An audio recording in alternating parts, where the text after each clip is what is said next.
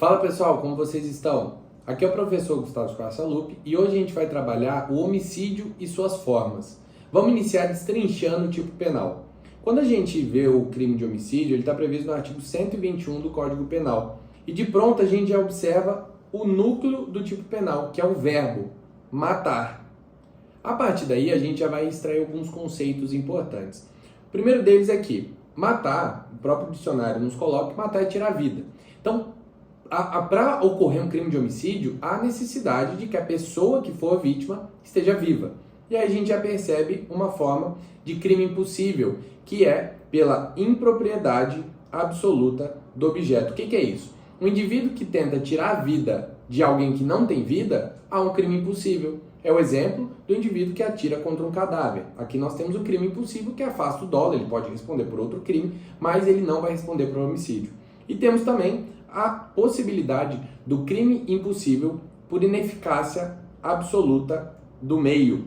O que quer dizer essa ineficácia absoluta do meio? O indivíduo que tenta tirar a vida de alguém com uma colherada.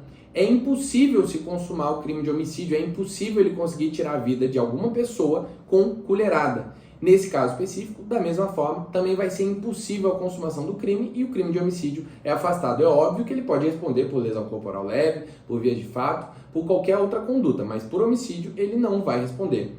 E aqui nós temos o outro ponto que é alguém, ou seja, para configurar o crime de homicídio, há necessidade que seja uma pessoa. Se ele tirar a vida de um animal, se ele tirar a vida de uma planta ou qualquer outro ser vivo, ele vai responder por outra conduta e não pela de homicídio. Vamos agora para a figura do homicídio privilegiado e a gente vai dividir ele em 3 questões. A primeira delas é o relevante valor social. O indivíduo que ele atua, ele comete um crime de homicídio por relevante valor social, ele pode ter sua pena diminuída, tendo em vista a motivação dessa conduta. Vamos ter o exemplo de uma pessoa que decide matar um estuprador que estuprou várias pessoas na vizinhança. Por um motivo de proteger a sociedade, esse indivíduo faz uma justiça com as próprias mãos e tira a vida desse estuprador. Aqui nós temos a possibilidade de aplicação do homicídio privilegiado em face do relevante valor social. Em contrapartida, nós temos também a possibilidade do relevante valor moral. Enquanto o relevante valor social ele é coletivo, é para toda a sociedade, o relevante valor moral tem a ver com o próprio agente. Vamos supor que eu tenho uma filha, minha filha sofre uma violência sexual e vendo a justiça não ser feita, eu decido tirar a vida desse estuprador. Nesse caso específico, temos a possibilidade de aplicação do homicídio privilegiado, tendo em vista o relevante valor moral da minha conduta. Percebam que a motivação do agente ela é determinante para essa redução de pena. E a última hipótese, que é um pouquinho mais complexa, é sob domínio de violenta emoção, logo em seguida a injusta provocação da vítima. Percebam 2 requisitos. Domínio de violenta emoção, ou seja, a pessoa tem que estar dominada por aquela emoção e logo após uma injusta provocação da vítima. Se a provocação for justa, se ela for amparada pelo direito, não há possibilidade de aplicação do tráfico privilegiado. Vamos fazer uma comparação. Se o indivíduo chega e dá um tapa no rosto de um outro rapaz de forma injusta e esse, sob o domínio de uma violenta emoção, se sentindo violado, ele mata o primeiro, pode ser aplicado o homicídio privilegiado. Só que no caso de um indivíduo que está sendo preso justamente por um policial, ele não pode alegar o homicídio privilegiado, porque a provocação, a agressão da vítima, ela é justa, ela é amparada pelo direito. Então aqui nós temos a forma de homicídio privilegiado, que tem uma redução da pena de 1/6 a 1/3, e além disso é afastado o caráter hediondo da conduta. Passando para as formas qualificadas, lembrando que todos os homicídios qualificados, desde que não sejam também privilegiados, a gente vai trabalhar daqui a pouco isso, eles são de caráter hediondo. Aqui nós temos algumas possibilidades. Se o homicídio é cometido, parágrafo 2º do artigo 121, primeiro ponto, mediante paga ou promessa de recompensa ou por outro motivo torpe. O que é o motivo torpe? É aquele motivo abjeto, repugnante. Então, se é cometido por dinheiro ou por algum outro motivo torpe, é uma qualificadora. Por motivo fútil, diferente deste primeiro que a gente acabou de trabalhar, que é uma motivação abjeta, o motivo fútil é algo irrelevante. Vamos supor que eu perco uma aposta de 10 centavos e decido matar um indivíduo por isso. Olha que motivo irrelevante para tirar a vida de outra pessoa. Outra qualificadora. Essas 2 primeiras qualificadoras tratam da motivação do sujeito ativo, que é o agente. Já outras aqui, que a gente vai trabalhar agora, elas tratam sobre o modo de execução desse crime. com emprego de veneno, fogo, explosivo, asfixia, tortura ou outro meio insidioso ou cruel, ou que possa resultar em perigo comum. Então, a forma de execução, ela traz um pouco mais de gravidade na conduta. Da mesma forma, a traição de emboscada mediante dissimulação ou qualquer outro recurso que dificulte ou torne impossível a defesa do ofendido. O modo de atuação do agente traz maior gravidade à conduta, porque ele faz uma emboscada, ele atua de forma cruel contra a vítima. Além disso, uma outra motivação que pode trazer uma qualificadora para assegurar a execução, a ocultação, a impunidade ou vantagem de outro crime. Então vamos supor que eu cometo um crime de tráfico de drogas e alguém vai me denunciar e eu tiro a vida dessa pessoa. Percebam que eu estou cometendo um crime de homicídio para assegurar a ocultação, a impunidade de um primeiro crime. Então há maior gravidade, por isso ele é punido de forma diferente. Aqui nós temos o famoso, no inciso 6, feminicídio, que é contra a mulher por razões da condição de sexo feminino. Então percebam, isso pode ser violência doméstica ou menosprezo à condição feminina. Não é simplesmente pelo fato de cometer um crime contra uma mulher, mas sim em razão de ela ser uma mulher, dela ser do sexo feminino, e atualmente os tribunais superiores também admitem para mulheres transexuais.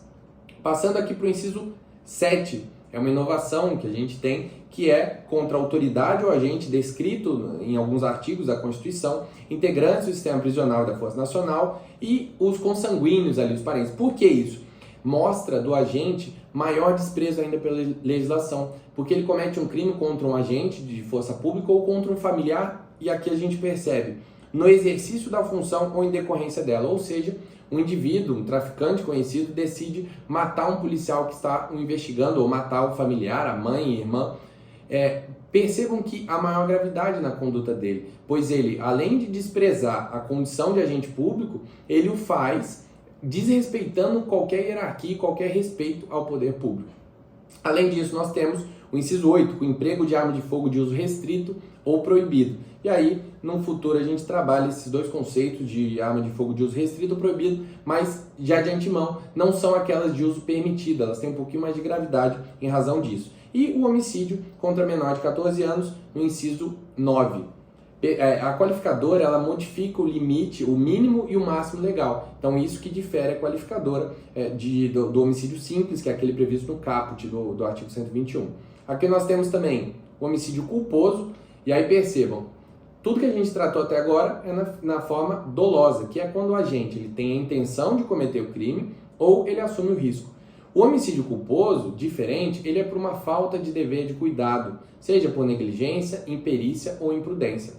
É o exemplo do indivíduo que decide furar um semáforo vermelho e acaba batendo em outro carro e matando as pessoas. Ele atuou de forma imprudente e por isso ele vai responder por homicídio culposo. Há uma discussão doutrinária em relação ao indivíduo que está embriagado, mas para nós aqui o que importa é, se atuou de forma imprudente, negligente ou imperita, ele vai responder por homicídio culposo desde que não tenha assumido o risco do resultado, que a partir daí a gente vai ter um dolo eventual. E o importante ponto é o perdão judicial nos crimes de homicídio culposo.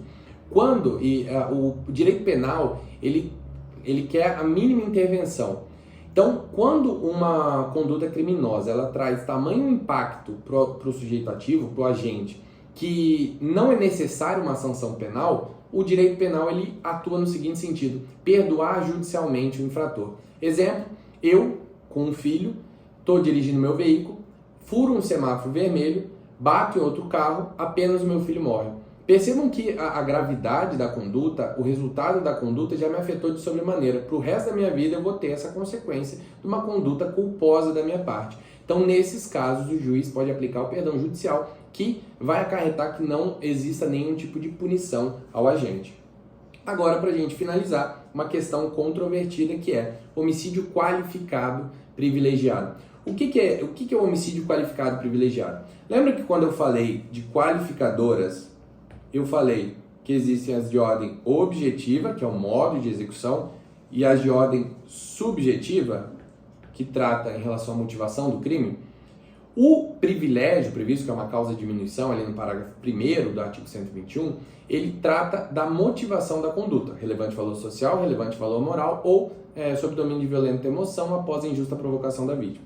Quando a gente tem uma qualificadora de ordem objetiva, que é o modo de execução, aliada ao privilégio, que é a motivação do crime, nós podemos ter um homicídio qualificado e privilegiado. Exemplo para facilitar.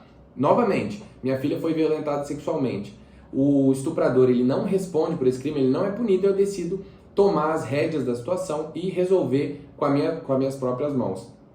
Só que eu não quero só matá-lo, eu quero torturá-lo, eu quero envenenar, eu quero fazer diversas qualificadoras que a gente previu lá, que a gente trabalhou lá nas formas qualificadas, e aí eu decido empregar veneno e fogo contra esse indivíduo. Percebam que a gente tem uma qualificadora de ordem objetiva, que é o modo de execução que eu atuei. Então, nós vamos ter sim uma qualificadora. Só que da mesma forma tem um relevante valor moral e o privilégio está presente. Nesse caso, então, a gente tem um homicídio qualificado privilegiado. E, importante entendimento dos tribunais superiores, é que nesses casos, o homicídio qualificado privilegiado, ou privilegiado qualificado, ele, por se sobressair a motivação do crime, ele é não hediondo, ele não tem um caráter hediondo. Por quê? O que importa mais é a motivação do agente do que a forma que ele executou o crime. Bom, hoje foi o que a gente trabalhou em relação ao homicídio e suas formas, e nas próximas aulas a gente vai trazer outros assuntos interessantes para vocês estudarem comigo e receberem algumas dicas. Se você ainda não faz parte do meu grupo Dominando Direito Penal, eu vou deixar o link aqui na descrição. E se você também ficou com alguma dúvida ou quer deixar alguma sugestão, os comentários aqui do vídeo.